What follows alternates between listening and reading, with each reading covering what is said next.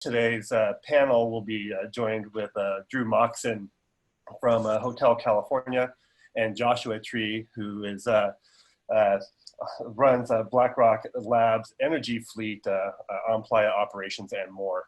Our title today is Getting Laid Sustainably at Burning Man, Best Practices for Handling Logistics, Assets, Camp Infrastructure, and Delegation on becoming a sustainable theme camp. A couple of initial kind of protocols here for this, what we are going to. If you have any questions, type a 1 in the chats. We are all kind of looking at those question areas right now, so we'll be happy to take those, and then that will allow you to raise your hand and ask questions. What else? They're telling me to tell you to be on your best behavior, so you know, whatever that means. And yeah, I think that there's also a feedback section that's allowed. There's a website link if you want to go ahead and share this little feedback. I guess I'll share that into the chat right now. I think that's for you. Anyways, if it's not, please forgive me. And you know, we'll go ahead and get this panel started off. Just give you a little rundown of what we're going to do here. Is we're going to have a little quick introductions from BlackRock Labs, Hotel California, and the energy fleet. We were expecting to have Alternative Energy Zone also join us on this call, but kind of last moment that wasn't able to make it. But I think we'll be touching on kind of the efforts that Alternative Energy Zone has done, because I think both the models of what Hotel California is doing on organizing kind of full camps, and how Alternative Energy Zone is just kind of organizing their area and encouraging you know, individuals to go ahead and you know, activate is super important stories. The AZ is here. What's that? Oh, oh, we do have. Oh, yeah, Sheriff yes. From AZ. Great, great. Okay. Well, then we'll go ahead and be including you on this to kind of wrap on in. So thank you all for being here. And this is a panel on kind of strategies on how to transition your camp to sustainability and regenerative you know, practices. And what does that mean? And you know, I think what we're going to hear today is a number of different topics on how to do that, both from a camp perspective and also from a BlackRock Labs perspective on how we're here to help you kind of reach that goal. You know, it is kind of like a hard thing to do. I'm not even sure if it's fully possible on the planet yet. And so we're also going to identify what are those gaps? What are the things that need to get done? You know, like how do you actually get the Burning Man itself, you know, regeneratively, and what does that mean? But also kind of like framing this whole discussion is like, if we can do this as a city of this, our 75, 80,000 person city, it's a great demonstration to the rest of the world too, that they can do it. And if our group can't do it for a week, you know, I have big concerns that anyone else in the world can do it all year long. But the most important thing about a magic trick is seeing how the magic trick is done, right? So I think that's kind of like the steps here is like, we're gonna be showing how these magic tricks are done of doing sustainable operations. So first I want to go ahead and ask you know, Drew Moxon of Hotel California to just give a little introduction of yourself and your camp. Cool, thanks Ryan. I'm Drew. I've been running Hotel California for about 4 years, and we are a camp that's focused on sustainable solutions and open source systems for prototyping sustainable living. So we do that by building a 3-story eco hotel. It's 100% solar powered. We've worked to reduce our carbon footprint across the board through some of the most costly vectors around transportation, by carpooling, around the kitchen, by offering entirely plant-based kitchen for a week. And we've built out a whole solar array that powers the camp for the entire week. Powers a big sound system, powers all our lights. And for everything that we're not able to reduce, we attain like a negative net zero, or actually net negative emissions through offsetting. So we plant about 200 trees a year and also offset about 200 metric tons, which is much more than the camp actually puts out. And so we are focused on bringing open source systems to the playa, and would love to have continued support from other camps who are picking these up, offering input. That's what we do. Great. Thanks, Drew. Sheriff, can I call on you to introduce yourself? Yeah, I'm Sheriff. I help run the Alternative Energy Zone. We are a village of 450, 500 people, usually in the center of the city somewhere. Everybody is completely off grid. We don't run a central grid, but everybody is completely self-powered. Same thing as Hotel California. We have a rule that you cannot run an internal combustion engine inside the village boundary. And that's pretty much how everybody has to learn how to survive around that. So we drive it from the point of view of, if you can't solar power yourself, then we'll find a way to make you get there. The onus is you have to be non-generator powered. That's great. Thank you. And Joshua Tree? Yeah, absolutely. I'm Joshua Tree, also Humming Bear, and it'll be my, potentially 5th burn. I came in as a TCO lead of Red Lightning, so did about a 200-person theme camp, worked on some of the practices of making it more sustainable, and then have transitioned to being the operation lead for BlackRock Labs and been supporting both art projects as well as theme camps and the rest of the infrastructure at Burning Man on how to integrate more regenerative technologies and sustainable practices for my last 2 burns. And also what I do in my life, just a real solid faith that we have the capacity to make this leap to being powered by the sun and the wind. And Burning Man is one of the best opportunities to prove that we can do that for the rest of the world. Pleasure to be here today. Thank you, Joshua Tree. And it's a little introduction of myself. I'm the doctor. I work on Mr. Blue's lighting team for the man base. Been burning for a long time. Actually did an art project in 2005, 2006 called Sola, and we built a beautiful piece of art and we ran it on an ugly generator. And it kind of really enlightened us that, the energy system and the art project really need to kind of be integrated together. Went out and started a company out in the world, and it was very difficult to do that, but based around energy systems and networking energy systems. Went on to help Pele actually and others kind of start up Red Lightning. We brought a solar system to Red Lightning that very first year and saw the interests and difficulties, but also the collaboration that happened when we were able to do that. And now I was asked on to join the board of BlackRock Solar and help that transition into BlackRock Labs to be the innovation arm of Burning Man, and really kind of help spur these efforts. Like, a lot of great ideas happen internally and externally. So at Burning Man, so we're here to help all those. And really the vision is how, helping get that transition to 100% sustainable operations, both at camps and art, and getting there, and this demonstration. So thank you all for being here. We have 114 participants. I really love that there's so much interest in this. And we made a sticker last year that asked the question of, like, do you believe Black Rock City can operate regeneratively 100%?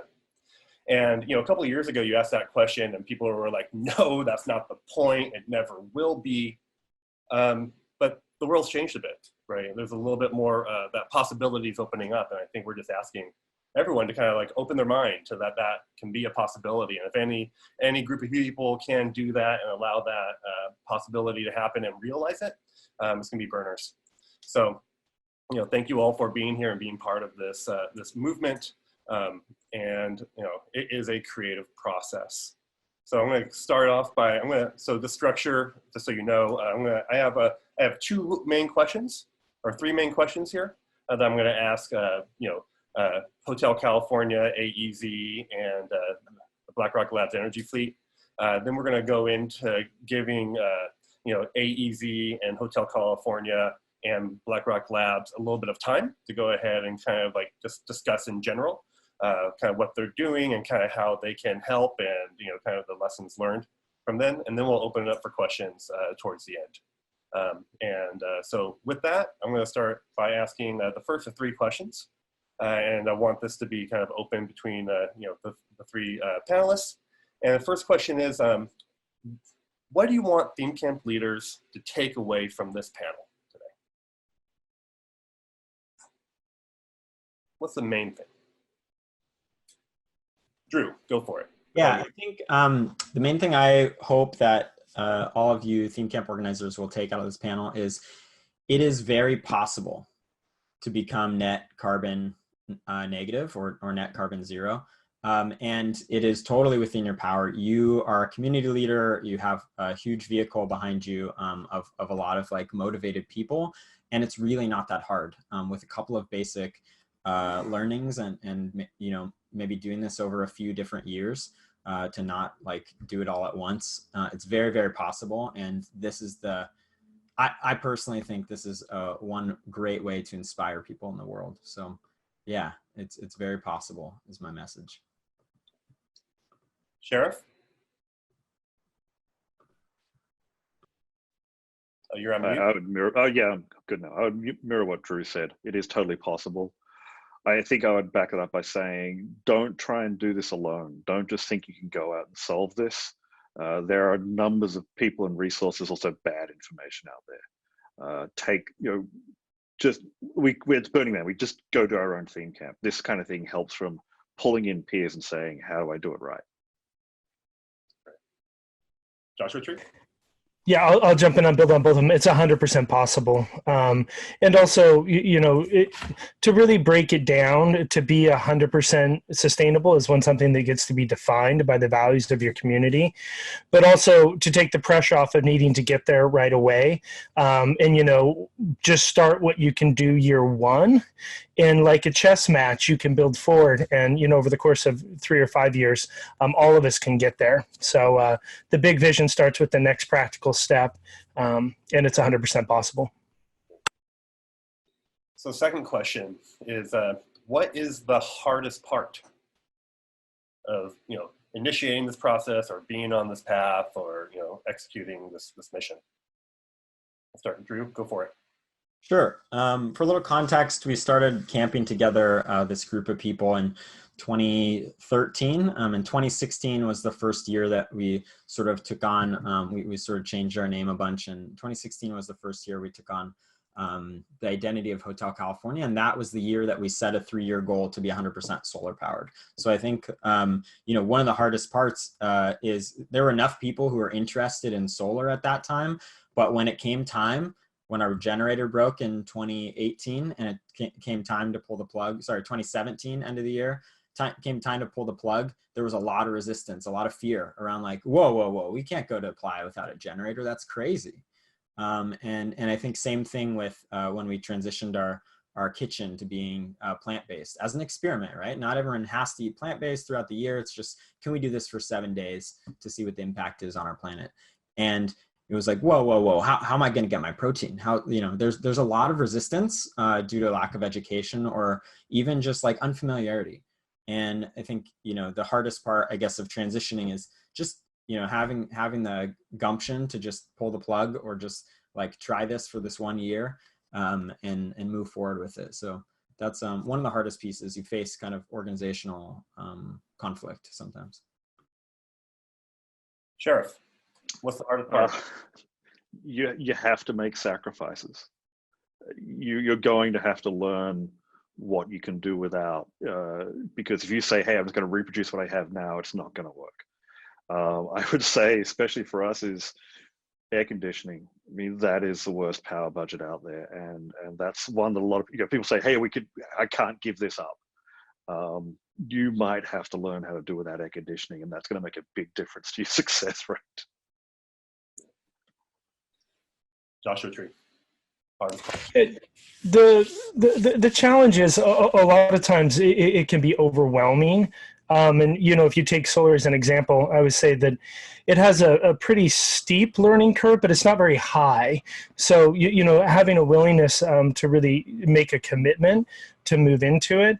And then also, to just not need to look at doing the entire camp at once, really focusing on key areas that you can really make progress inside of, and break the question down into smaller, more manageable steps, and just don't get overwhelmed by it. And also the importance of, there is so many resources now, even going back a few years ago, the ability to do this wasn't as well, it hadn't been worked out, but there's so many different camps that are on here. And one of the things I'm astounded by is how many camps have already begun to make the transition, have already completely done it. So how we can connect as a broader community and don't be isolated inside of it, really draw on the broader community resources that we have.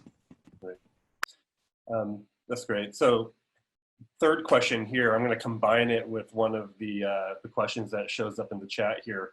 And the question is, how do we start, and how do we convince non-believers who don't believe that it's possible to do this, who are camp members or camp leads, like how do we convince them to take this step forward? Or do we?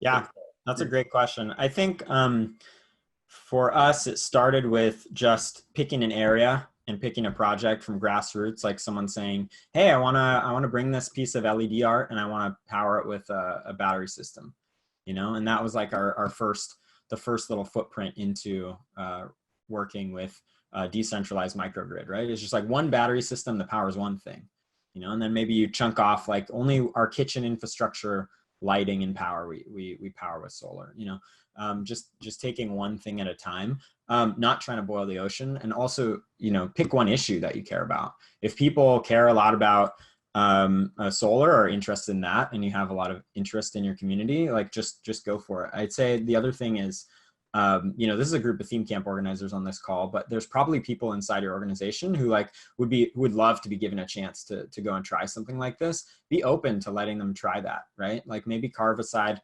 tiny bit of budget for some initiative that you want to be solar, or you want to be sustainable, and whatever that is, and then do the thing that you think your group has passion around.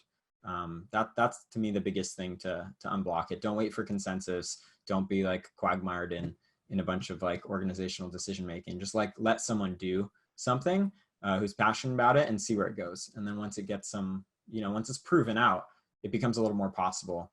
And I think you can do a lot from that point.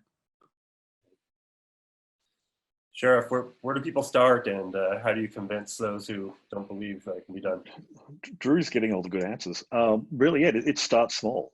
It's do the little things and find someone passionate about it. It's one thing, our rule is someone has to drive the bus. It's all good to have a bunch of ideas, but someone's going to get in and steer this thing and make it forward. So you find the person who's most passionate about it, and they're going to want it to succeed for whatever reason. And having a sense of ownership means you're going to care about it. And also, small projects. Don't try and say, we're going to turn the entire camp solar tomorrow. It's like, maybe we do just get the kitchen, or maybe we just get our camp, or maybe we just get our RV tricked out, or whatever it is, or our tents. And then it's going to be, you're going to get those quick wins, and the quick wins get success, and they get value, and also they're low budget. Your investments are a lot lower. And people don't feel like, oh my goodness, I just poured thousands of dollars into this for like a week or something like that. It's like, no, you have something you built and you felt proud of. You make it an art project, make it a contribution, get somebody to do something for the rest of the camp. Let the positive energy, push it forward. What is your gift? Can you come up with a alternative, sustainable gift for the camp? Joshua Tree. Yeah, I think it begins with just making the commitment. This is such a powerful community that produces so many incredible things. And so that ability to really make it a value inside of it, and regardless of how fast it will evolve, have it come into alignment with your community is one of them important. And then, as both Sheriff and Drew have been referencing, how do we just put the appropriate amount of resources that people are willing to be champions, or how do we start breaking that down? And a commitment to start working on it is the most important thing. And as a follow-up to that, really just witnessing myself as a TCO lead, really get ahead of the curve. Trying to get on top of this in April and May when the Burning Man train is rolling is a challenge. So, moving some of these deeper questions that can be a little more technical and often create a little bit of understanding or, work on, try and really move those to a fall planning session, after the burn to try and get ahead of the wave is a real pivotal component. That's great. Yeah.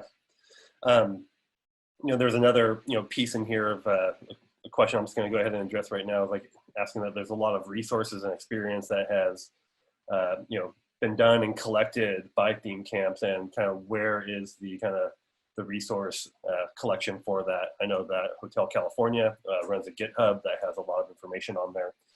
And also, that's part of the purpose of BlackRock Labs is to go ahead and be a resource for that too. So, any theme camp or artist is welcome to write into us at info@blackrocklabs.org, ask the main question, and we can start, connecting that type of information.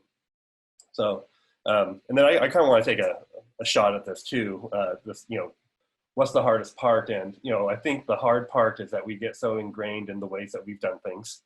And so we don't necessarily want to change, and maybe that's part of the reason. I do take a look at it as a level of creativity and this whole magic trick of knowing that it's possible. I was camped one year right next to a generator, right? And it was really loud and stinky. And there's a number of people who have kind of said, hey, I'm not going to return to Burning Man if I have to kind of live in that type of smog, right? And that's a real thing. So people who don't believe in that, they're not camping next to that generator, for one, nor is their generator really breaking, because really a lot of these generators break because of the air intake and the dust.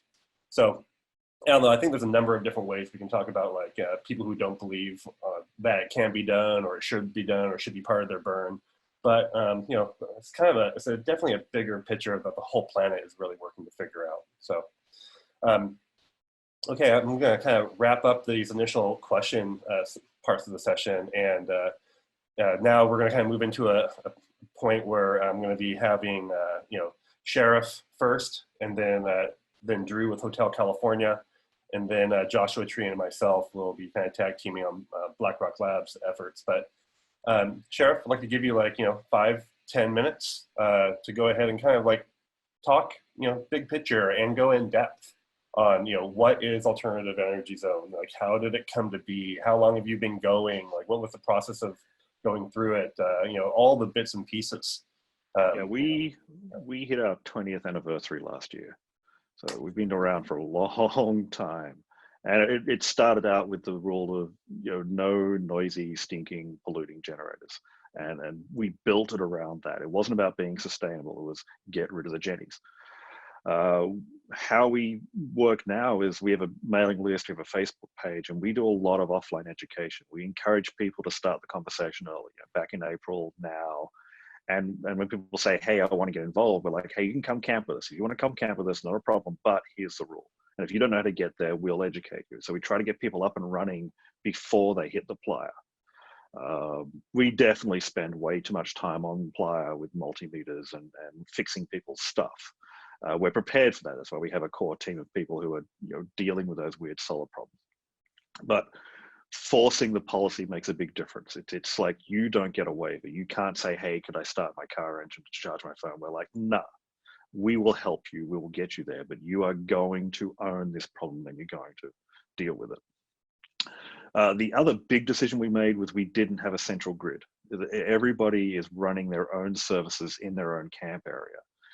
And that helps with just distribution of load, but it also makes people conscious and aware of what they're using. If somebody just has a big generator somewhere and you're jacked into that, you don't know your own consumption. You're just using. And we wanted to get away from the consumption to the contribution side of things. So that was very conscious to say, you can make your camp as big or small as you want, but you are responsible for this and it's your problem. And therefore you're going to feel the pain and you're going to know what compromises and what changes you need to make. And as part of a big education campaign, then when everybody says, hey, I want to do this, how many solar panels do I need? How many batteries do I need? Whatever else, we always flip the question around and say, what is your energy budget? What are you using today? And then halve it. What we don't care what the number is, find a way to make it half the size, because that's how you're going to solve the problem. And get people to really, again, they think about doing the math, and it's like, well, maybe I don't need to bring a huge refrigerator. Maybe there's some alternative. Maybe I don't need to bring all these incandescent bulbs. I can use LEDs. Maybe how can I make a more efficient solar sound system? I'm like, well, go 12 volt, go 24 volt. How do I make an art car that can still move around the planet? It's like, well, there are ways to do it, but shave that energy budget down and make it more efficient, and then you understand what you're doing and what you're putting back into the world as far as your carbon offset. Great, thanks, Sheriff. Sheriff, I mean, how many people do you have come by Alternative Energy Zone every year, like asking about how they can do this? Like, what do you? It's a constant revolt. There's always someone in the town hall having a chat. We run tours every day at 11 a.m. For an hour. So we walk people through the entire village and show how people are doing different things. So you can jump on the tours and do that. But also we just run an open house. Come sit down, talk to the experts, ask questions. And I can guarantee you all hours of the day, there is someone there either working on a problem or just asking and getting information, and we're just sitting around talking about it. That's great. One question that's popped up here, I'm going to ask you. What about cooking? Propane? Yeah. Honestly, everybody uses propane in one form or another. Getting an efficient induction burner is one of your only other alternatives or something like that. We run propane fridges too, we'll admit that, but they are hugely energy efficient. I can run for a month off a tank. It's a candle. These expensive RV type ammonia based, there's a word for it, it'll come to me. They're hugely energy efficient because they don't use a lot of propane. And at the end of the day, yes, we need to cook our food. We need to heat things up, and it's Burning Man. I mean, why everybody should turn on a can of propane? It's kind of part of the fun, really.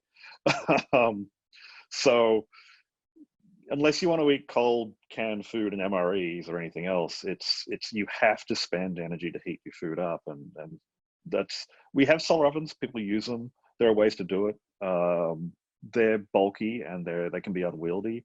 We have microwaves. If you have the 1500 watts, you can run microwaves pretty well. And we've microwaved a lot of stuff as well, but that takes a lot of planning and a lot of infrastructure to bring that kind of wattage. So we don't turn our backs on that.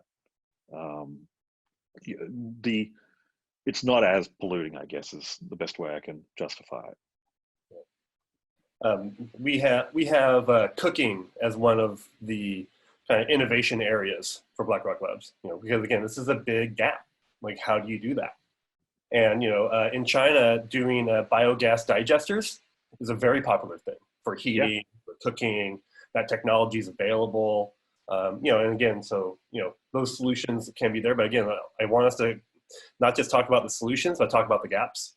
Yeah, I think there's a lot of new technologies coming out. I mean, some of the new induction systems, I can get them to run down at like 100 watts, but at the end of the day, it's physics. Like, it's a fixed amount of energy to boil a liter of water by 20 degrees. You can't get around that. It's got to come from somewhere. You can't cheat.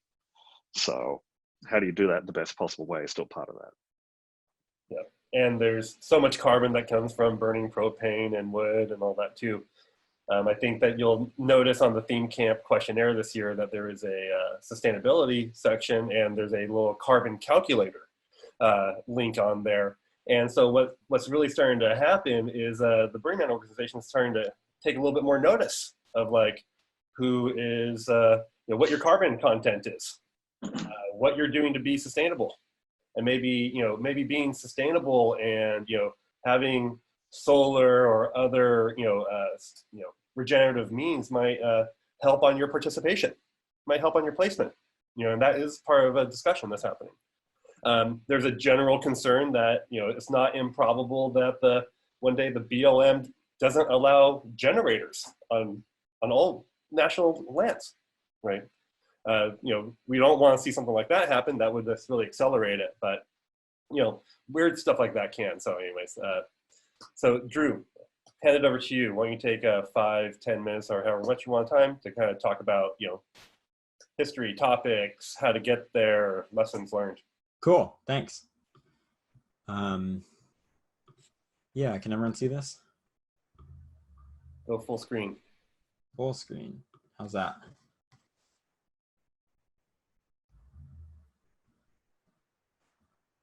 Good? It's almost. Almost. See. Is your screen It's just close. There you go. Cool. Okay. I won't take too much, and I think the majority of this, can really be answered through questions, and that's going to be probably the most valuable for us here. But I want to give just a brief overview of what we're doing and how we want to support other camps, and how we really believe that, theme camp organizers are one of the key levers in this whole equation of moving and shifting the Burning Man organization to being sustainable as an organization. And I think, one of the key ways that we can actually get that roadmap actualized and put it into practice. So broadly, we are looking to build towards kinder and more sustainable ways of living. So we do that through prototyping and offering tools for personal and global transformation, meaning, at a personal level, at a camp level first, and then obviously we aspire to impact off playa. How can you have an understanding of what your emissions are like, what your impact is on the planet, and how to change some practices, even basic practices, to become more regenerative in the way that you live. So we're established in 2014. We host about 60 campmates a year. I think this is really interesting, right? Because it's going to be harder for bigger camps to go entirely sustainable in some ways, but there's ways to shift that. I want to dispel the myth that you have to be a small camp to do this. We can host probably 80 people if we had wanted on our infrastructure, and it's very possible to do for bigger camps. We also have part of your screen. I'm not sure if that's just me. Oh, other people too. Yeah, make that a little bit smaller. Go again. Got it. Do you want to do that? Getting there. I see I see what you mean. Cool. I'm just going to do it in this format. Yeah, do it. Is that cool? We formed around offering hospitality to people. That's sort of our thematic offering. And then we offer some food. Now that food is all plant-based, to sort of continue to just showcase these values. And we invite people into the structure, this 3-story structure, to figure out, hey, what's going on here? This is a really unique visual aesthetic to the structure. Turns out all of the shelter designs for the system are open sourced, and we're sharing them with other camps.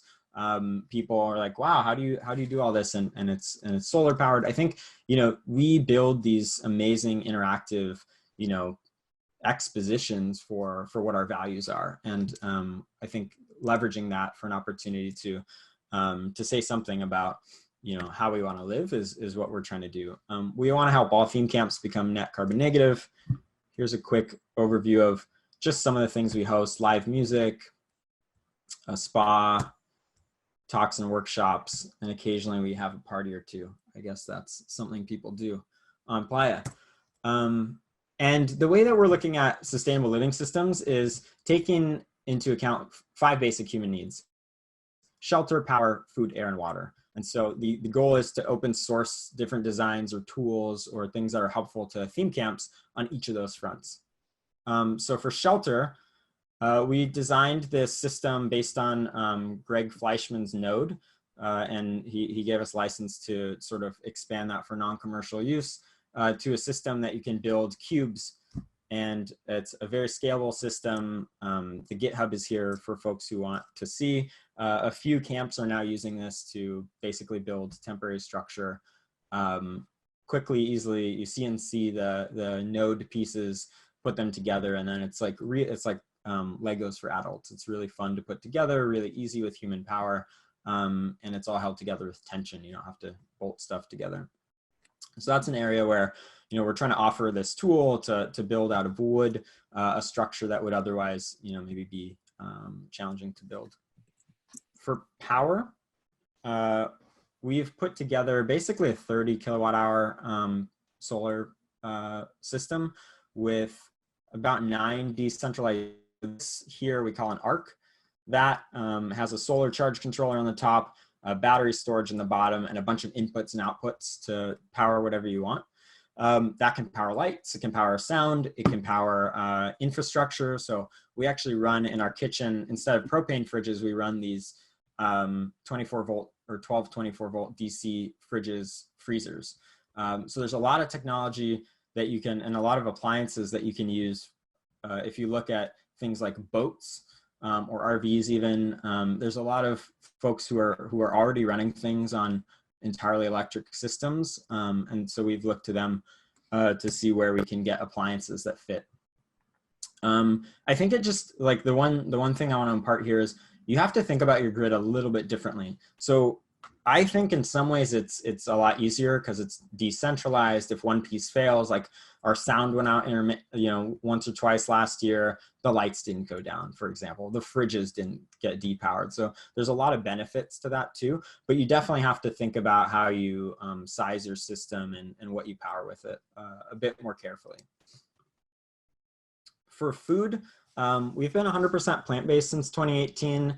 Not everyone, like, keynote, not everyone in the camp, not even everyone in the camp leadership eats that way the rest of the year. That's really important for us, is like, we're not changing, the way people like need to eat in the world, or it's an educational tool. It's a way to show people that plant-based meals and plant-based dining can be you can have amazing experiences, amazing culinary experiences that way, and eat like better than you've ever expected to eat on playa. So we do these tribes cook for other tribes or for the rest of the camp. And one of the things that we're working on open sourcing and would love help is collecting plant-based recipes from folks, scaling them up for playa purposes, and sharing that as an open source cookbook. For water, this is probably our least developed area, to be honest. Last year, we used the Duxel structural system to build a shower that had, is also solar powered with, pumps to drain the gray water and pump in some fresh water to be able to fill shower bags. But this is an area where we want to work on conservation and haven't made a ton of progress. And then for air, we think about this as calculating your emissions, right? Because, and obviously like offsetting or reducing them through all the other means possible.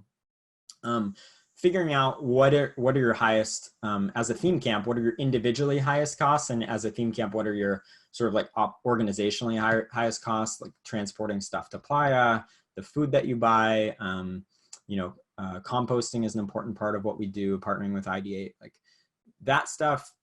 You got to, to be able to calculate, you have to understand what the impact of that is. So sort of like the doctor mentioned, that there is a theme camp calculator, sort of like a rough event calculator now in the application as a theme camp.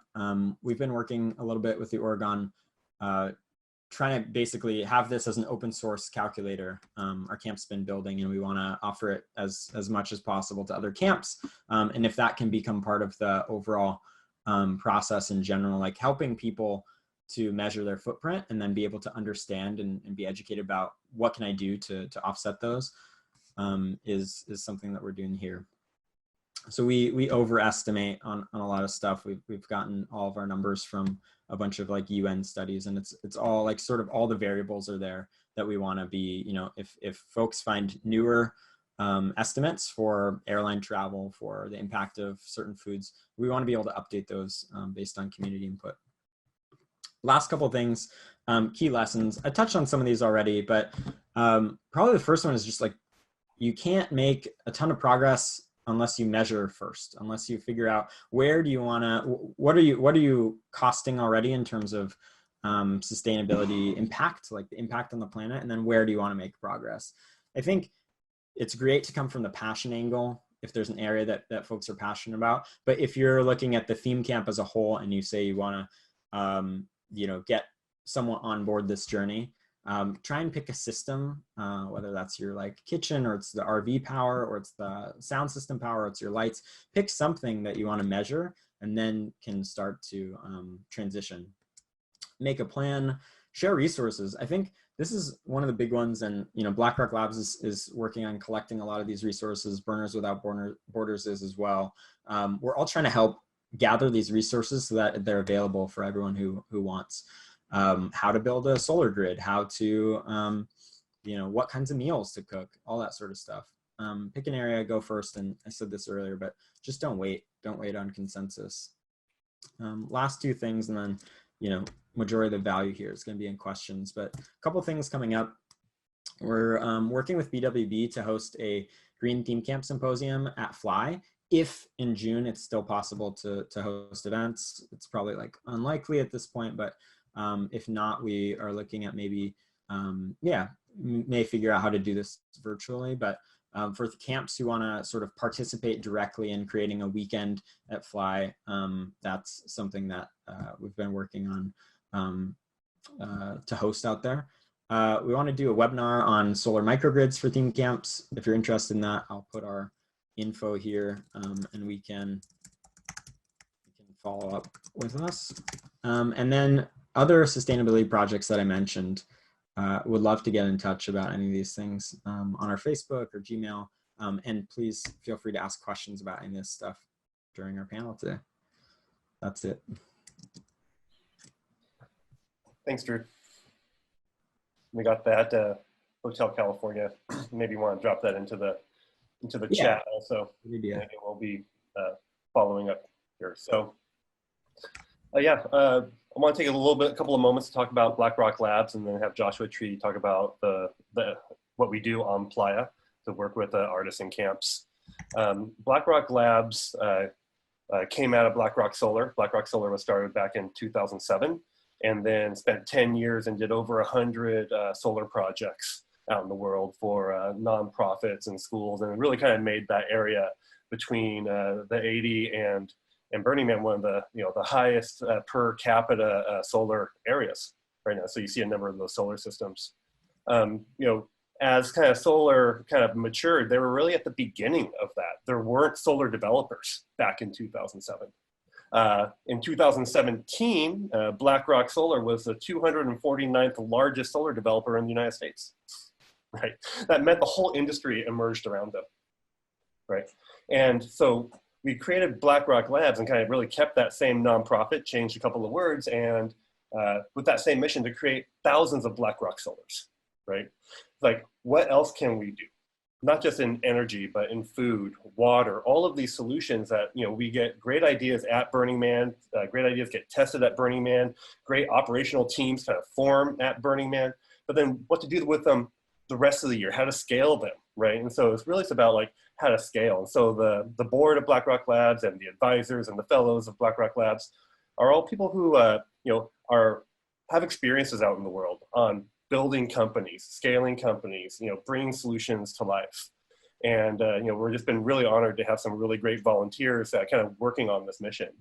We have a number of partners that we've kind of identified that have come to us because we know how hard it is to build this type of organization out in the world. We've built these type of companies, and we just want to be there to help. So we've been helping groups like Ecozoic, who's doing the biofilter porta potties. We've been helping a group called the Footprint Project. They're doing solar battery trailers, and a couple of others as we're kind of going and growing here. So then, yes, our goal, our mission is to have, really help innovation across the Playa, but then also the real core mission is how to get BlackRock City 100% regenerative in its operations. And this can't just be a top-down thing from the Burning Man board or a sustainable roadmap put out by the organization. It really means like every single person really needs to kind of embrace this and take this on. And it's been really wonderful. We've been working with a number of artists over the years to go ahead and deploy solar battery systems with camps. And this year, going around, we deployed 21 solar battery systems between different art projects and camps. So the Folly, if you looked out in the back, there was a big kind of white cube there. That was solar powered. Chris Wagner and I have been working on Snow Cone Solar and Nectar Village. That's 5 camps, 200 people. We built a 20 kilowatt solar array there, and have 150 kilowatt of lead acid batteries, and kind of run that 200 people run sustainably all week long. So then we're like, okay, how do we take this to the next step? We are coordinating with both Burners Without Borders, with the Burning Man project itself, and Fly Ranch. So what's happening at Fly Ranch is really interesting. A lot of these innovations and technologies, and people are coming out the Fly Ranch to really test these and kind of like that next level of what Burning Man can be. And then just coming back to this, is like when we were really discussing like what's the roadmap, what's the time, how long is it going to take to get Black Rock City to 100% sustainable? The roadmap says 2029. That's 9 years from now. A lot of us think it needs to happen a lot sooner than that. And I've been on that dance floor. I've been on that feeling with everyone kind of feeling together and thinking together. And I realized it only takes a moment to make a mental shift for us to all kind of do this. The technologies are there.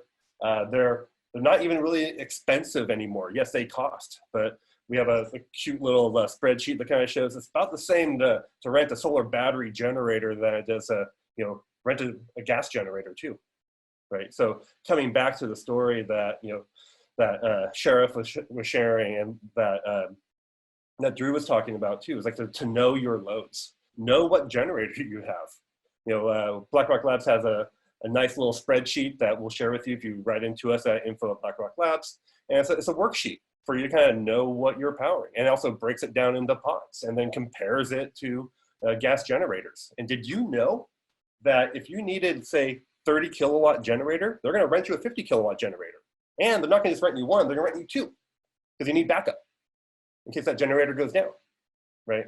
And they're now getting that rental rates are kind of going up like 2 to 4 times because stuff breaks out there. Rental companies don't want to have their good equipment out there, so you get the bad equipment. And you get expensive equipment too.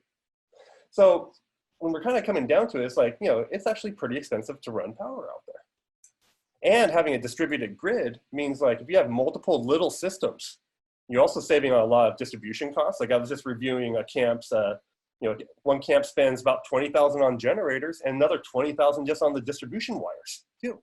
So that all kind of comes into it, right? So as far as programs that Black Rock Labs is doing, I'll have Joshua Tree really talk about the energy fleet.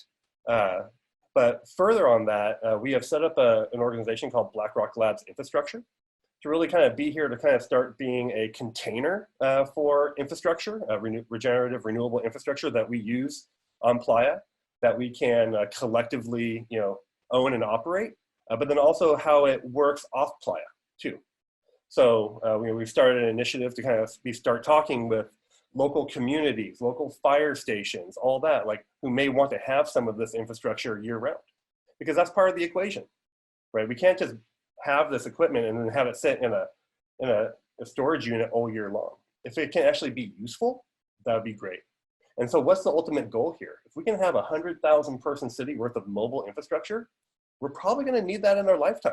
Even with this COVID situation, one of my big concerns is that plus a wildfire that knocks out power to a bunch of hospitals, right? It would be really great if Burning Man can come to the rescue and actually deploy lots of that type of infrastructure, not just for power, but for biofilter porta potties and maybe some water systems too. Maybe some living systems also, so, and that's Burners Without Borders has been really kind of demonstrating that. So I think we're here to kind of like coalesce this into the new type of art project that we're doing, both in our art and our camping and off Playa. Black Rock Labs has also been involved in the carbon inventory. So as part of some of the work that we've been doing for the past couple years, there has been a carbon inventory required by the Bureau of Land Management, and that's a very specific definition of what does it mean to the carbon impact. But what Black Rock Labs is doing is actually taking it from a number of different angles, like what happens on Playa, but also how do people get there, right? Taking the whole global look. And not just that, we're also looking at historical carbon, right? So it's not just enough to kind of reduce our carbon this year or go carbon negative. What's our whole history of carbon with the whole event? And if we can start showing methodologies around that, we have seen like organizations like Microsoft and others start to say that they're going to address historical or accumulated carbon also, right? And that's awesome. That's really awesome. That's something to really work towards. We have been running a carbon offset program with ID8 for the past couple of years. And so, that's been an option for any burner. And we've kind of done a general calculation on, what type of carbon it takes to go to Burning Man. But again, now we have more accurate tools and they'll get more and more accurate. as I mentioned, we've really kind of dialed in like what art projects take as far as solar and battery systems. We started back with the Catacomb Vales. We've powered a number of different art projects, both small and large, and kind of realized like what the profile is and actually and how hard it is to do it. But now that we kind of have that capability, we deployed, probably 7, 8 art projects, 4 camps. Each of those had like 1 or more different energy systems, and all of the art projects like went off really well. So we were really happy about that. We also really pushed for solar light towers, and Zach Coffin, who's a fellow of BlackRock Labs, brought out one of the first solar light towers 4 or 5 years ago. And then we really encouraged the organization to go ahead and take a next step on that. So they deployed 10 of these solar light towers. And the solar light towers are great because not only are they good for construction, but then they're a great little like solar battery system too. Then let's see what else we got here. We've been working with Ecozoic on biofilter porta potties. So there was like first there was just a handful, then there was 33, and then I think there was like over 100 biofilter porta potties that went out to Burning Man last year. And these are like above ground septic systems with little Japanese microbes in it that eats all the poo all the way down. 2 of these will make enough fertilizer for a 1/4 acre of farmland, right? So like these are some great solutions, but we still have big areas to solve. Well, I'll say also IDA's been running a compost program that we're looking to help them figure out how to scale. Mr. Blue with Recycle Camp runs a internal composting, but how do we take that farther? How do we work with a Fly Ranch to go ahead and make that useful? What do we do about water? There's 17 million gallons of water that are used just to kind of keep the earth flat, let alone any of the other water. And we have a hard time like pulling water in and taking water off. And this is a big area of innovation. Air conditioning. I mean, it's like when we look at some of these large camps that have 42 RVs, they don't have big loads at night. They have big loads in the middle of the day. How do we deal with that? Maybe are there innovations around air conditioning? We've been evaluating a kind of a cooler-based swamp cooler that takes 1/10 of the power for air conditioning. We mentioned cooking. I mean, again, another big opportunity. So again, it's a big call out, not just to kind of like implement solutions or try to talk your campmates into doing this, but like, how do you actually really take some steps forward on inventing something, creating some solutions? So I think Joshua Tree will talk a little bit that RVs aren't necessarily, they are the problem, but they can be more. And then we get that down to like, how do we get to Burning Man? Can we have electrified transportation? Can we kind of coordinate that to come in? Maybe we've been kind of working on a little project on building a kind of a large, all mobile solar battery utility scale solar array, because Burning Man's about 15 to 18 miles away from the nearest grid distribution point. Maybe we have something in and around Gerlach where we can have a big charging area too. So that's another project we've been working on. And I'm going to kind of hold it there and just kind of like ask like, what are the other missing pieces, and really kind of a call out to you. Write us at info@blackrocklabs.org. If you have experience on trying to scale these type of solutions, you have interest in kind of learning more information. If you want to find out how to, get that worksheet to kind of see what your energy use is and compare it to generators, write us. We're collecting names, we're having communication. Right now we have about 35 camps that have expressed interest, about 20 different art projects too this year. So like the interest is building. People want to do this. I'm watching the questions here too. So Joshua Tree, I'm going to hand it over to you. You want to talk a little bit about energy fleet and more? Yeah, sure. Just in the interest of time, I want to get to some of these questions too. I'd like to just touch on a little bit of what Ryan was saying. One of the key things as far as the energy fleet, which we've largely been deploying, is art projects and then working with theme camps. Just wanted to really zero in, as both Sheriff and Drew pointed out, the critical part of this process in creating a plan is really about your energy budget. It's such a game changer from a generator-based system and the loads to coming around. And we posted a link inside of the chat to one of the tools that we have with BlackRock Labs. that allows you to go start looking at some of the loads. And along with that different level of planning, to really break down your camp into a series of microgrids and mini grids. This has been touched on by both here before, but the theme camp puzzle is generally the theme camp will have core, power, the gift, whatever the gift is. If you're doing Tesla coils, it requires Tesla coils. If you're doing a pyramid, it's a pyramid. And then, inside it largely becomes small camping and then the RVs. As Ryan said, I'm also a camp member in Nectar Village, which has a large central array that powers 3 different villages. But also inside of the camp, there's this real distributed approach similar to Hotel California that, every tent, the doctor's tent has his own solar panel and system that sits out of there. I have an RV, the powerhouse, that has its own solar grid that around it. So taking a more distributed approach to the camp is one of the key focal points, and look at it as a microgrid with a series of mini grids.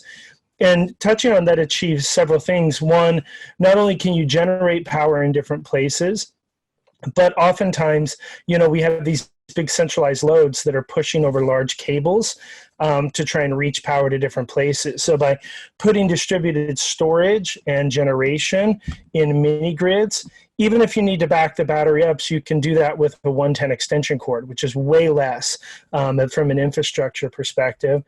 And then I wanted to touch on, one of the big puzzles or problems we have is RVs. And I've worked with so many different theme camps and also, just a number of people who have RVs. And RVs are one of the greatest problems we have, and they're simultaneously the greatest solution. And if you look at how many theme camps are set up, you have RVs that are sitting, baking in the sun while you're running high amperage from a centralized generator to fight air conditioners. And a simple process of putting solar panels as shade on the RVs is alone a passive win. And then really push it back to the RV owners to bump up their battery storage.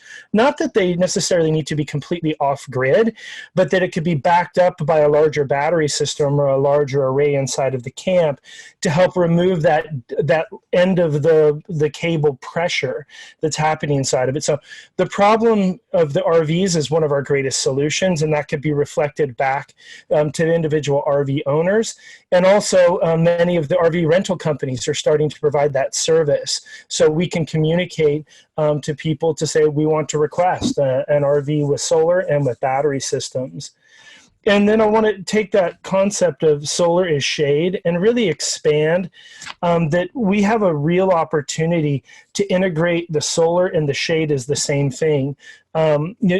Shade is one of the most intense processes that we have on Playa, one of the most vital, as is power. And having worked with enough camps, when you take that microgrid, mini grid approach, you can integrate the solar into your existing infrastructure. One of the great things that we have as theme camps is we have a lot of assets. We have shipping containers, or we have semis. Drew and the Hotel California structure that they put up is a great example.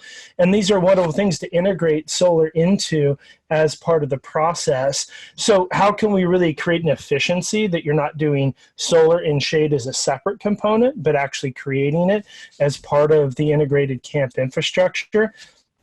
And then also, sometimes the approach to solar can be a little bit clunky or commercial, which is fine.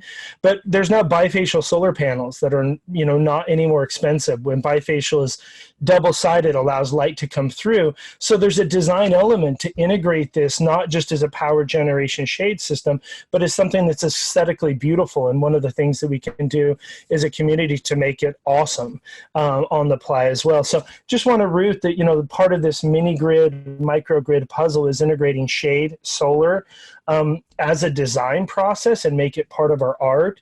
And then really looking at the RVs as one of the core problems that is one of our greatest solutions. And to build on one of the comments that the doctor was making, a lot of times when people come to the economic challenge of putting solar battery systems, it doesn't pencil to only do it for 2 weeks in the desert. Right? It's one of the core challenges that we have. But what happens is when someone outfits an RV as a small microgrid, or even as camp assets. What the world is showing us, I myself was part of Red Lightning that went to Standing Rock, Burners Without Borders. These assets are very valuable in other aspects in our communities and our world. And so once you make that investment in these type of infrastructure components as small microgrids or regenerative technologies, they have a lot of value in challenging environments we're experiencing. And, the doctor was talking about what could be happening this year. So just looking at, how making this investment can have a broader payoff, both for your community events that you do throughout the year, or also how that can contribute to your broader community, can help a lot of times when you begin that process. We only have 15 minutes left, but there's a couple more, but I think I want to touch on some of the questions that we have coming in. Feels good, right? Yep, absolutely. Let's go ahead and start going through those questions. I'm going to kind of start at the top and look for the number ones here. I think that's a good way to kind of search for them. And as I'm kind of doing that, I do want to here's one. I have George Cricket. You had a question.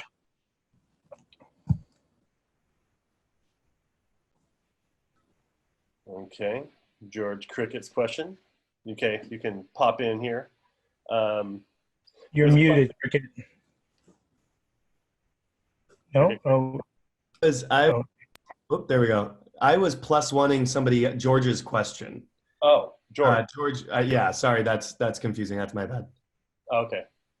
There was a question right after that, which says, how do you manage storage, throughout the year? And I do want to kind of touch on this. It's been a big effort, just as what BlackRock Solar did of kind of like, instigate the whole solar industry and kind of be kind of the progenitor of it. BlackRock Labs is working on doing the same thing. You can now rent these, solar light towers. But that's about the only thing that you can rent from rental companies now. And that's a big move. So that's great. So actually kind of like the 1 kilowatt, 2 kilowatt type of thing is covered out there. But really now what we're looking at doing is like, how do we address the 10, 15 to 25 kilowatt generators? We're still not quite at the point of being able to solve a 50 kilowatt or 100 kilowatt. But we're working both internally and externally and with Burning Man. And we've put together a model and we've been executing on that and collecting partners to go ahead and, hopefully this year we'll do somewhere between 50 to 100 of these like solar battery trailers that will be kind of community owned and figuring that out. But it's also, these are going to be very useful off playa too. And so anyone who's interested in that or being part of that effort, again, email us at info@BlackRock Labs. But really, we've done full calculations on, we're going to need a lot of these. We need about 700 of those, but then also about, 400 just for art projects as we kind of move along too. And then when we really get to like the really big generators, well, there's electric buses out there that have about 0.5 megawatt of battery in them.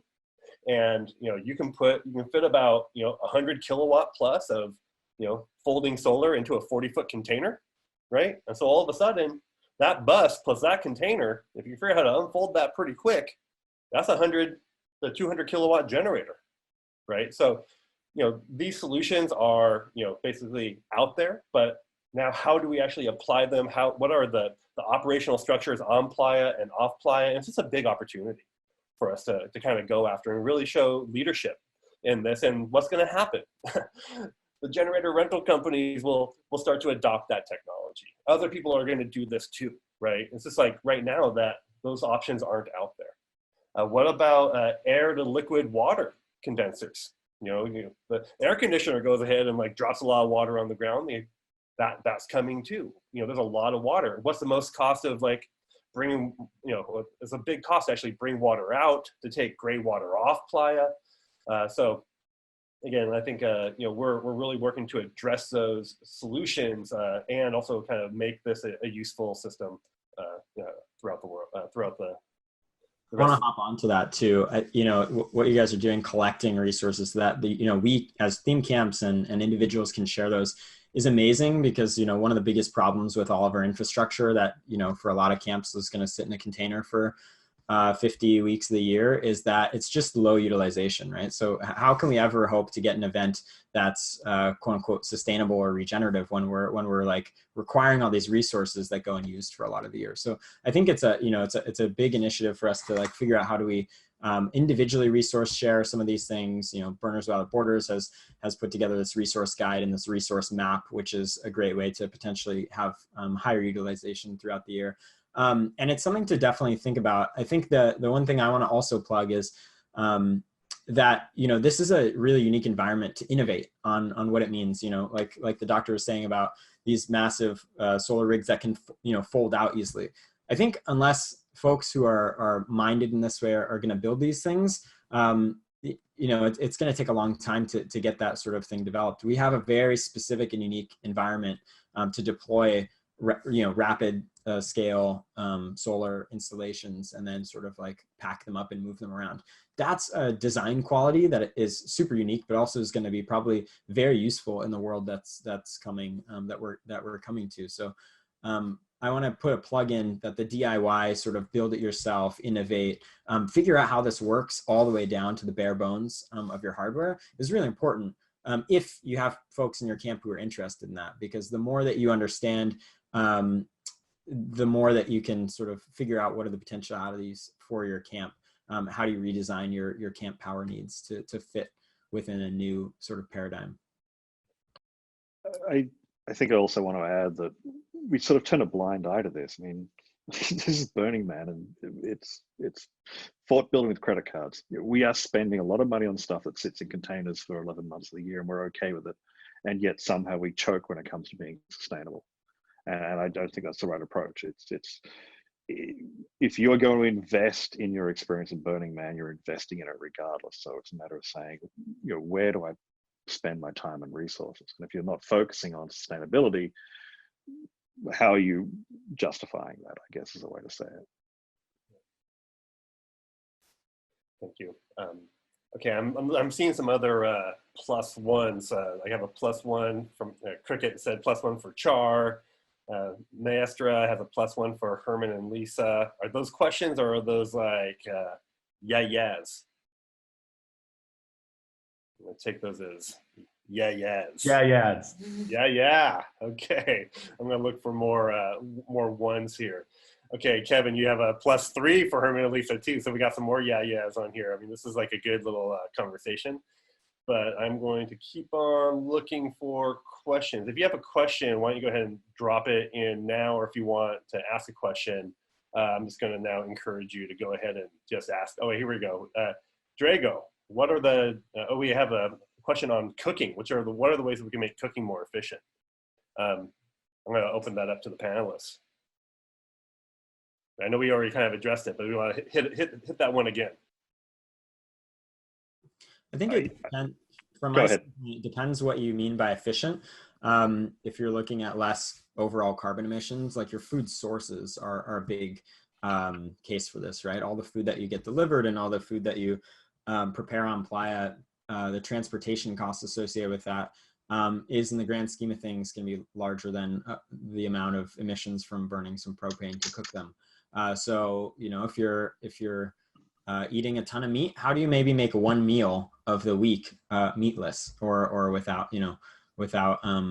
animal agriculture? Are there ways to sort of take one day and make an experiment, or other ways to sort of like reduce overall footprint from your food? I would think about it not only in like the cooking aspect itself, but also in the food preparation, the overall sort of end-to-end life cycle of the food. I'm thinking about that. Yeah. I'll add in there, one of our camps at Nectar has 6 refrigerators and freezers.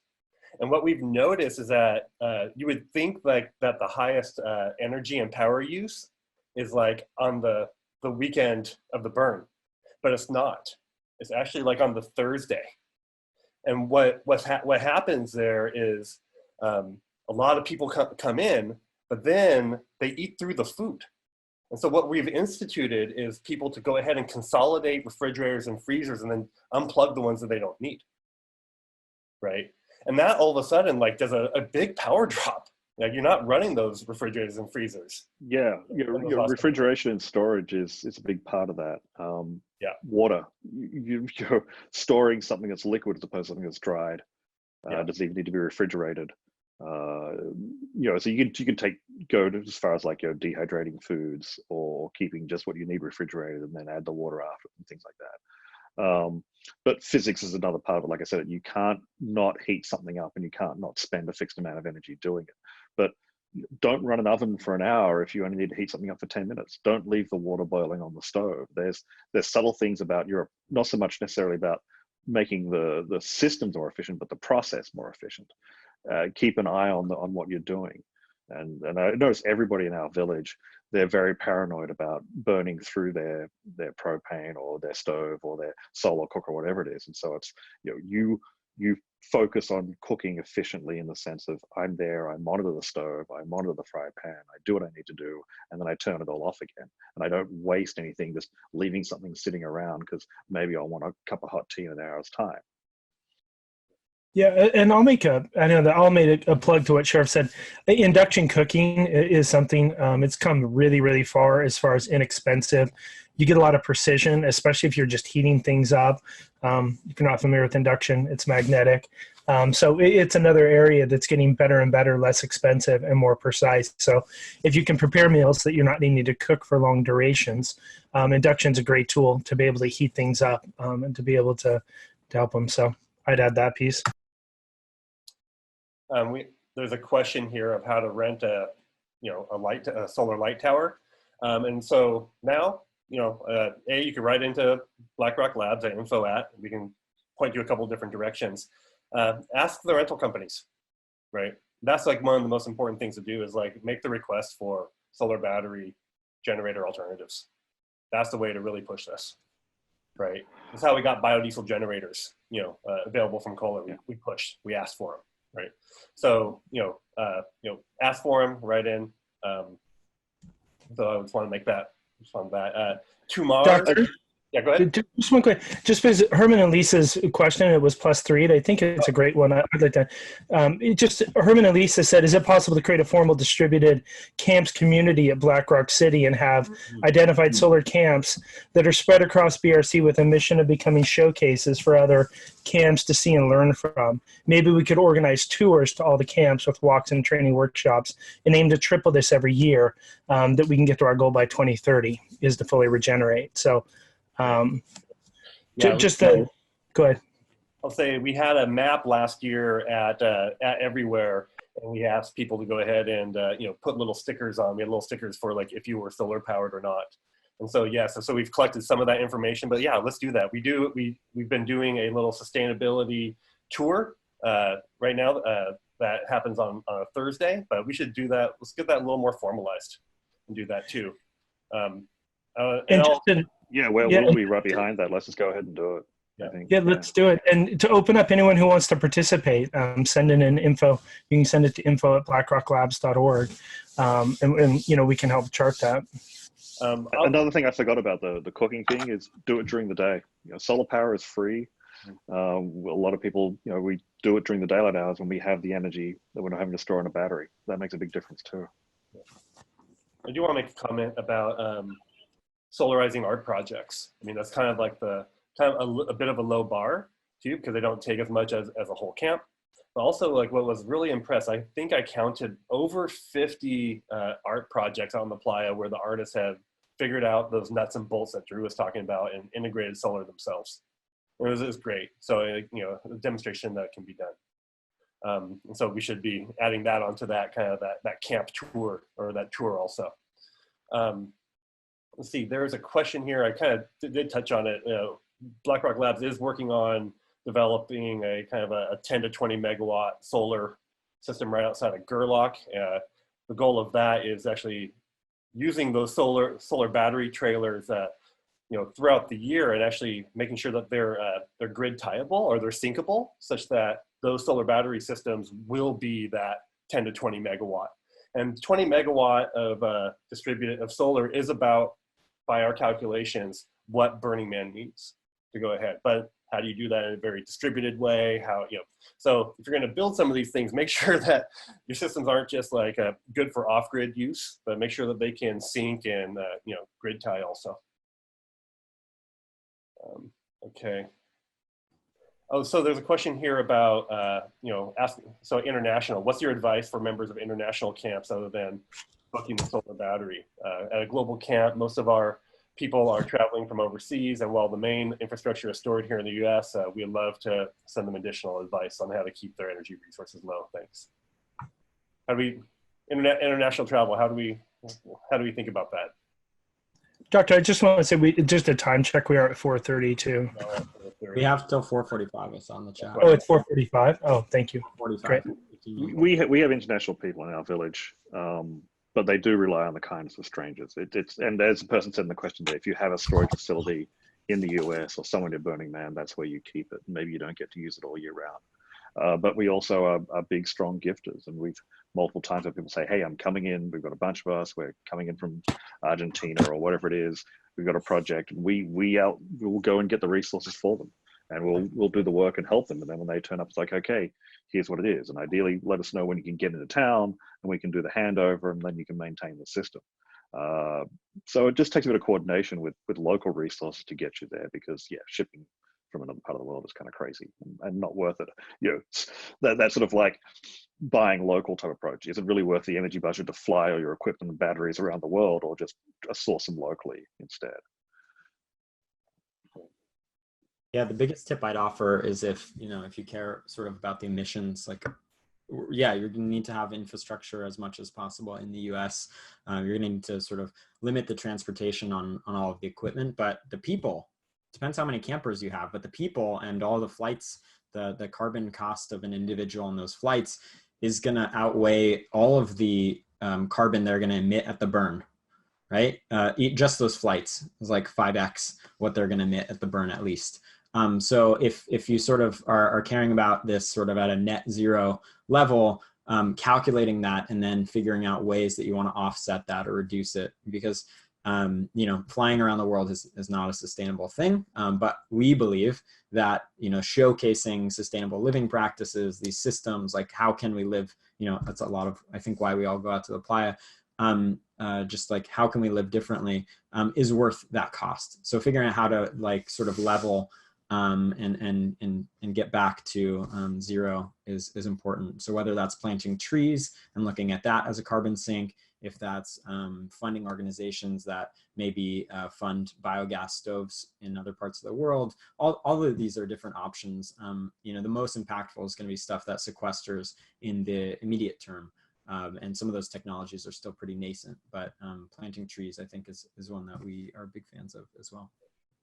There was a study that was released this year, and it really was looking at the carbon cost of concerts. And the biggest cost was people traveling, right? But also they were looking at the weight of people traveling, meaning that they really were encouraging for people to travel naked, right? Don't bring anything. Don't bring a bike. Don't travel with another couple 100 pounds worth of stuff. Work with your camp and figure out, do the planning as Sheriff was talking about, like coordinate with your camp to kind of bring as little stuff as possible if you're going to go ahead and do that long distance travel too, right? Because like if you're, you may, so I think that's the point. Yeah. There's a couple questions here on like, as a first year camp, what would you recommend to get as an energy base? Really, I would, write to us at info@BlackRock Labs. Let us send you that worksheet, and then you can really take a look at like what you're using energy on. We did a survey last year. It was the Power and Poo survey. 100 theme camps wrote in. We got a very good look at exactly what power people use. About 70% of camps use 2 kilowatt and 5 kilowatt generators or multiples thereof. About 15% of camps use anywhere from a 15 kilowatt all the way up to like, a 250 kilowatt generator, right? There was 15 camps that reported to already be running solar, but it was probably pretty biased. Probably people who answered that was probably, but that gives you a pretty good idea that there's a bunch of these kind of like, trying to figure out like the 2 kilowatt and 5 kilowatt replacement is really important. And now you can start doing that by kind of breaking up those loads too. you know, a single little solar panel, like, you know, Joshua Tree mentioned, I put like a single solar panel, which is a 300-watt solar panel. I have a kilowatt-hour battery right inside my tent, and I charge my rickshaw and do my lights and all of that. You know, that's a simple little way. Single solar panel, little inverter. Yeah, a real small system can get what you need. You know, a light, charge your devices, you're good to go. Charge your electric little thing, yes. So, there's another question here, just to kind of let people know that BlackRock Labs has a kind of a volunteer call that we do Tuesdays at 5 o'clock. We've been doing it, we do it every Tuesday to try to we record those also. So if you're interested in that, I know there was a request here of like, if we can kind of get together and start, you know, keep this discussion going. And I think this really kind of plays on what all the other panelists are saying too, is like, this takes a lot of preparation and just like being kind of vigilant about it, keeping the space open to allow people to come up with ideas and to test them out. I think it's super important. Okay, boom, boom. There's a question here about crowdsourcing financing of solar infrastructure. You know, yeah, we're getting there. You might have actually seen one of our partners is the Footprint Project. They've just did a thing about you know, doing some crowdsource funding for one of their trailers to go to a medical site in Texas at the border to help. So, you know, supporting you know, efforts like that, who are operating not just on Playa, but off Playa too, you know, super important. And we'll have more information around that. I see the board member Chef is smiling there because we've been kind of planning a little something along those lines. And something that we really, you know, that is the next step. Let's see, we're working, boom. Anyone else want to speak up and ask a question? I'm gonna keep on reading here. Joshua, can you help me process some of these? Mars looks like they have a question. Mars, please. Hey everyone, thank you for all this. I actually have way more questions now after all listening to you all than before. And so my question really is a suggestion in the sense of maybe we can set up a full-on ask me anything. Like I would have like 10 little mini questions that I would just like to, you know, just to have a quick, precise answer for. I think, I don't know who mentioned it, that the threshold or the learning curve is rather steep, but actually not so deep. I think, I don't know about the rest of this group here, but I personally I'm in a state where I feel like I just need to have more really, really practical answers of questions that, you know, range from, you know, if I want to replace a shift part AC, like how much is that? How do I how do I make my solar panels windproof and dust storm proof? Is there a way to hack my electric vehicle and use that as storage? Like there are so many questions. So maybe we find a forum we for have that. Also, you know, we have a team of about 5 people who answered the info at blackrocklabs.org. So please send those in there. And, you know, we've been getting those type of questions. So, but also, like, I do agree we should have, like, you know, some weekly calls and some gatherings, like what's happening at, you know, Fly Ranch with the green theme camps. Hopefully that will be a piece too, but do the info at BlackRock Labs. We'll definitely get you. Yeah, it would be great to then make that information public, so you're not answering the same question over and over again.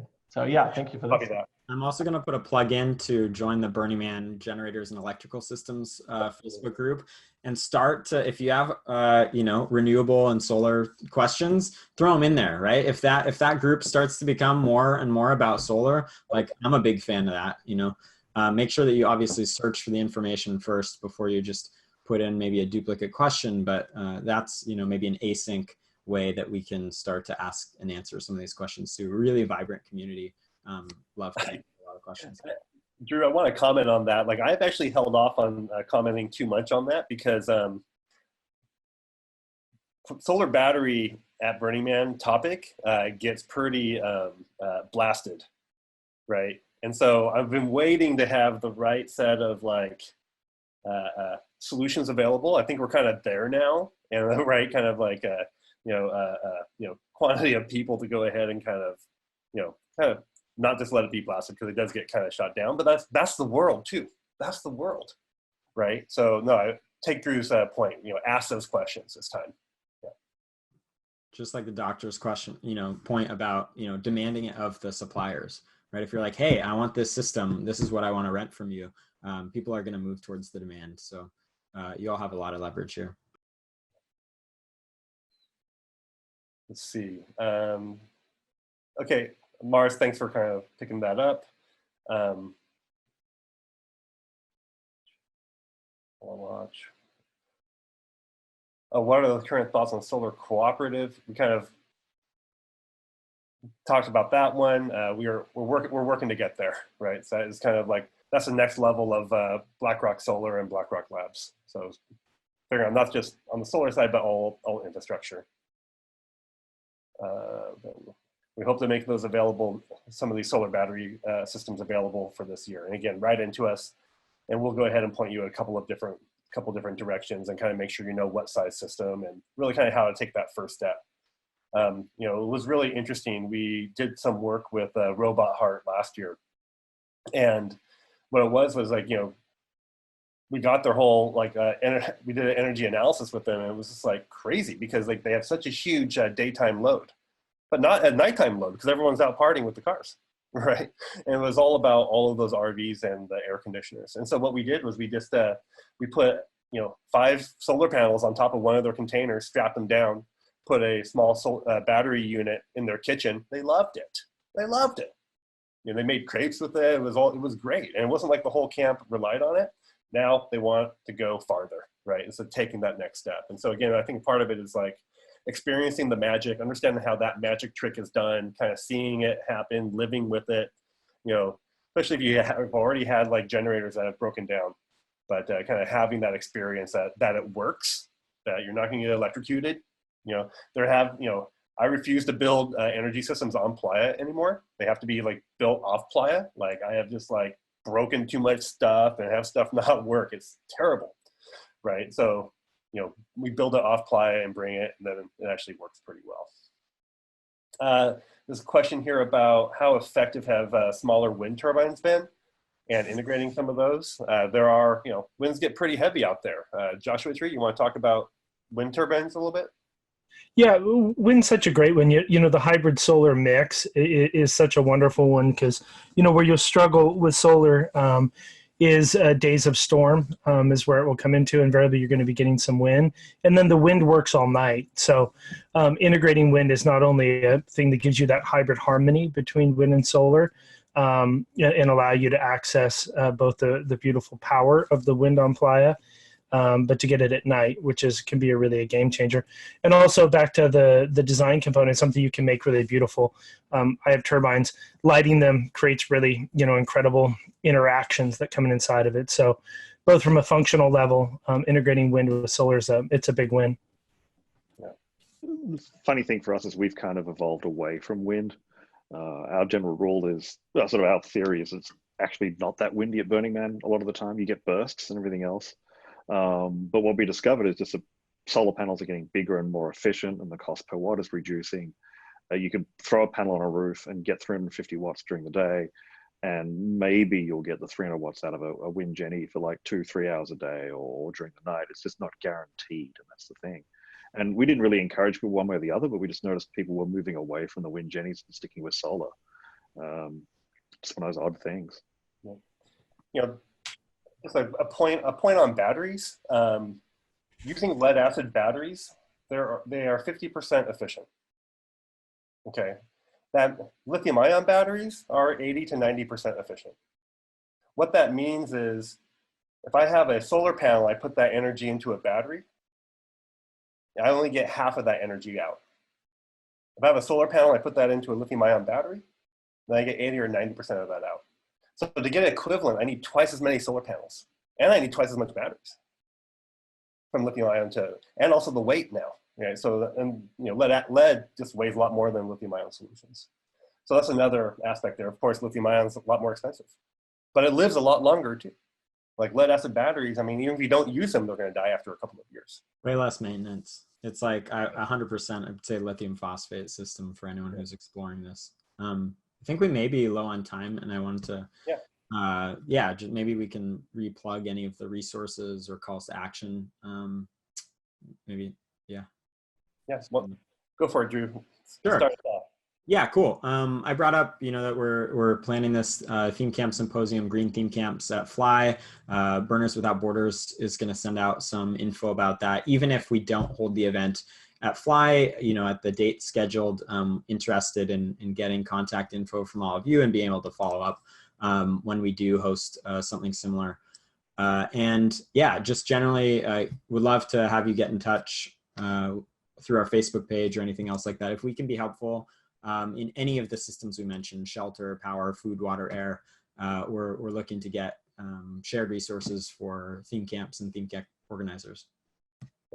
I do want to just encourage you to, write any other questions or on the theme camp symposium experience link right there. And I know we're really kind of running out of time, but Sheriff, you have any last comments here? No, I'm good. Thank you all for the great questions. And anyone who wants to get involved with Black Rock Labs, please write us at info@blackrocklabs.org. Thank you, guys. We can do it. We can do it. Yeah. Best project ever. In the future. Awesome. All happening now. Bye, guys. Thanks for joining. Thank you for doing this. Thanks for being here. Thank you so much. Bye. Love you. You guys. Love you all. Hopefully we'll get everyone dusty hugs this year. I'm wearing my hazmat suit. Yeah, for sure.